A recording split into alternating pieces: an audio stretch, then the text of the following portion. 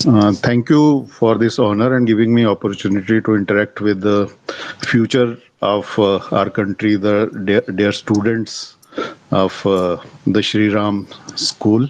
Good evening to all और बाकी सारे जो गेस्ट स्पीकर्स हैं उन सबको प्रणाम। एक बहुत ही सौभाग्य की बात है हमारे देश के लिए एक कि हमें एक G20 का प्रेसिडेंसी का एक मौका मिला है और ये समिट हमारे देश में हो रही है और इसी माध्यम से हमें ये एहसास हो रहा है कि जिस देश को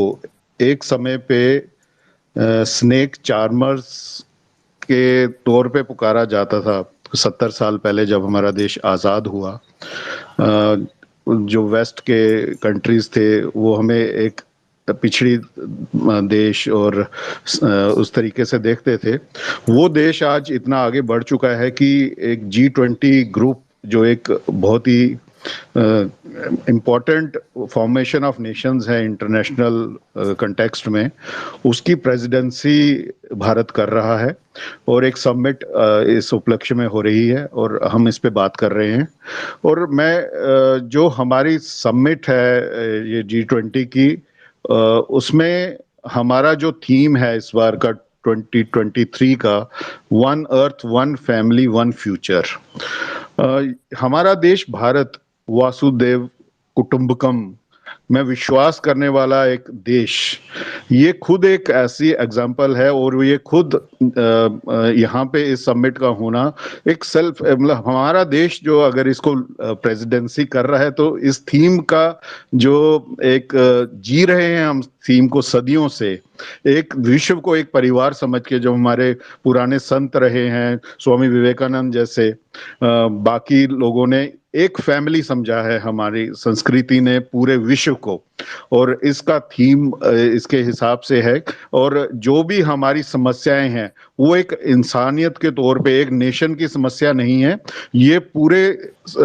एक अर्थ की, पूरे एक फैमिली की तरह हम सबकी समस्याएं हैं। और जो थीम जो डिस्कस होने हैं, जो वर्किंग ग्रुप्स अलग अलग बने हैं, उसमें जो थीम चुने गए हैं इसमें, उसमें जो प्रमुखता से जो डिस्कशन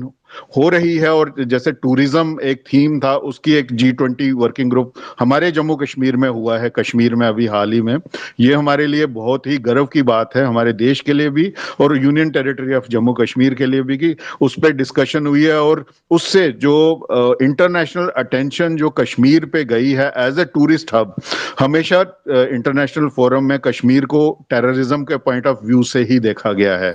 और आज उसी कश्मीर को टूरिज्म के पॉइंट ऑफ व्यू से देखा गया। और देश के विश्व के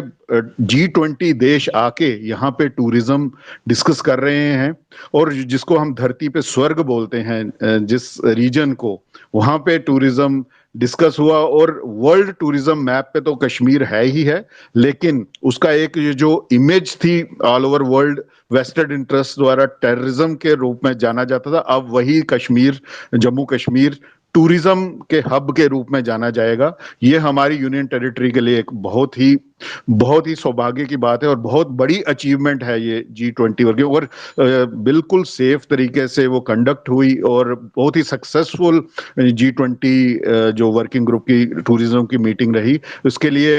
हमारा जो LG एडमिनिस्ट्रेशन और हमारी केंद्र सरकार, इसके लिए they deserve a pat on the back, और this is a success of peace loving people of Jammu and Kashmir, जिससे जम्मू कश्मीर का एक इमेज और एक प्रारूप बिल्कुल बदल के दुनिया के सामने आया है। बाकी जो टॉपिक्स हमारे एग्रीकल्चर इसमें डिस्कस होनी है, भारत एक कृषि प्रधान देश है, और भारत जिस तरीके से यहाँ पे एग्रीकल्चर हमारा बहुत प्रमुख सेक्टर है, हमारे यहाँ के किसानों को ये जो डिस्कशंस होंगी G20 में वर्किंग ग्रुप्स में चल रही हैं और समिट के बाद उनको काफी फायदा होने की उम्मीद है। एंटी करप्शन एक टॉपिक है जो वर्किंग ग्रुप डिस्कस करेगा, और जिस तरीके से करप्शन बहुत बड़ी प्रॉब्लम बन चुकी है ऑल ओवर द वर्ल्ड, तो ये एक बीमारी की तरह ये दीमक की तरह देशों को खा रही है, सोसाइटीज को खा रही है, और इस पे पूरे विश्व को एक बन के इसमें एक्सप्लेन करने की जरूरत है। और भारत में पिछले लगभग 10 साल से जो सरकार चल रही है केंद्र में, एक clean governance without any single charge of corruption, central government की बात कर रहा हूं, एक क्लीन गवर्नेंस हुई है। उससे पहले के 10 सालों में जाएंगे तो यहाँ पे सिर्फ घोटाले ही घोटाले दिखाई देते थे, लेकिन अब पिछले 9 वर्षों से ये प्रारूप भी चेंज हुआ है। और भारत ने जिस तरीके से इस करप्शन को काउंटर करने के लिए एक बीड़ा उठाया हमारी केंद्र सरकार ने, वो विश्व को फॉलो करने का एक एक एक सिंबल और एक तरीका दिखा सकता है, एक रास्ता दिखा सकता है। कल्चर एक और पॉइंट है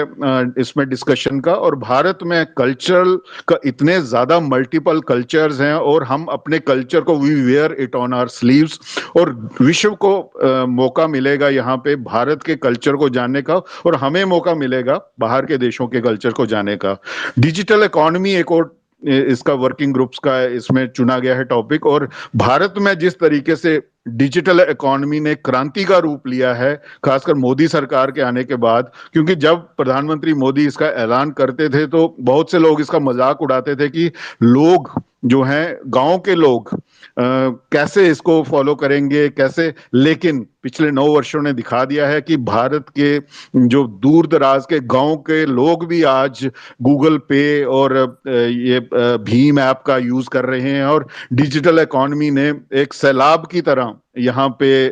हमारी इकोनॉमी में एक इम्पॉर्टेंट रोल प्ले कर रही है। एक डिजास्टर रिस्क रिडक्शन का भी एक टॉपिक है G20 का, जो डिस्कस हो रहा है वर्किंग ग्रुप्स में। और अभी हाल ही में हमने देखा है कि भारत की जो कैपेसिटी है डिजास्टर रिस्क को कम करने की, अभी हाल ही में अनफॉर्चुनेट ये जो ट्रेन एक्सीडेंट हुआ ओडिशा में अभी जो हुआ है रिसेंटली, हमारी सरकार तंत्र, हमारे जो डिजास्टर में लगे हुए लोग, जितनी तेजी से उन्होंने उसमें जाके पार्टिसिपेट किया, including our prime minister was on the ground and our railway minister was on the ground, उस क्षमता को भी हमने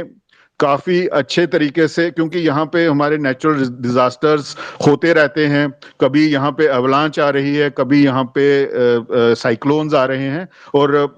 हमारा जो सिस्टम है साइंस की टेक्नोलॉजी, साइंस और टेक्नोलॉजी को यूज करके हमने उसमें भी काफी इसमें इम्प्रूवमेंट करा है, और विश्व को हम बता सकते हैं, और इसमें लीड कर सकता है भारत कि डिजास्टर रिस्क रिडक्शन कैसे होनी है। बाकी विकास, डेवलपमेंट का एजेंडा है, एजुकेशन का एजेंडा है, एम्प्लॉयमेंट का एजेंडा है, और इसमें हमारा जो थीम है कि जो हमारी ग्रोथ होगी वो एनवायरमेंट फ्रेंडली होगी। और ये भारत ही ऐसा देश है जो इसमें सदियों से ऐसा एक लाइफस्टाइल है हमारा, हम यहाँ नदियों को, वृक्षों को, पीपल के पेड़ों को हम सिर्फ एनवायरनमेंट का पार्ट नहीं समझते, हम इनको पूजते हैं। यहाँ पे इनको पूजा जाता है, और जिनको हम पूजते हैं उनको इतना सम्मान देते हैं, उनको बचाना तो हमारा धर्म है ही है, वो हम करते आए हैं, और हम दुनिया को दिखा सकते हैं कि हम इसमें लीड करके कि कैसे हम कर रहे हैं और इसमें कैसी इंप्रूवमेंट रहेगी।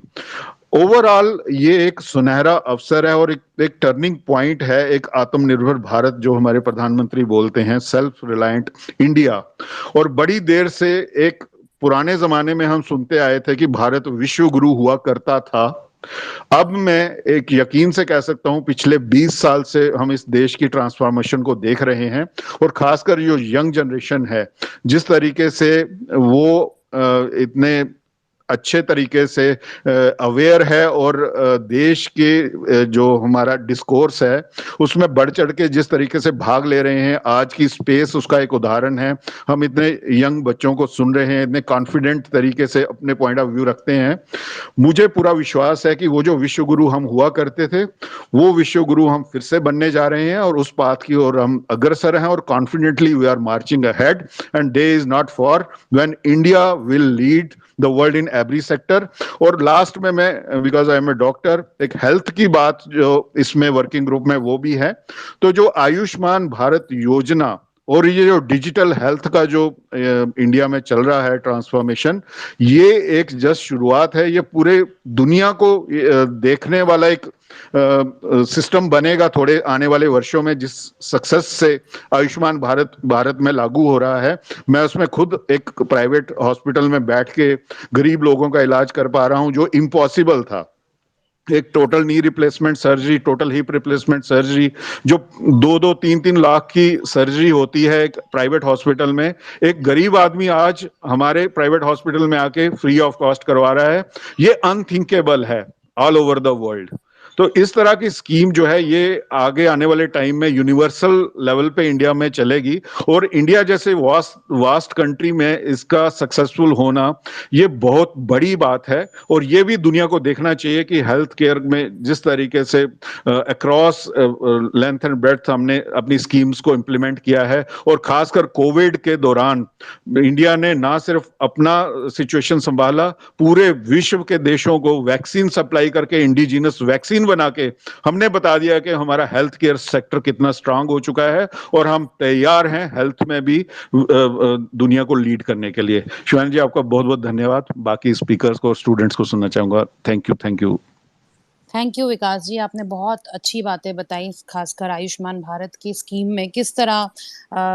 गरीब लोगों को बेनिफिट मिल रहा है, and you are really working so lot for them. आप भी एक you are an inspiration for youth definitely. And thank you so much Vikas ji, please बने रहिए हमारे साथ।